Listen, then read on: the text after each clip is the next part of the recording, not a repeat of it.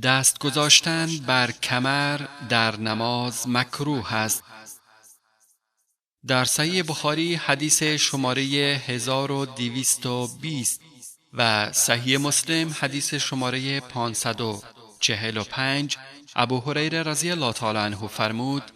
نهی شده است که نمازگزار در نماز کف دستش را بر کمرش قرار دهد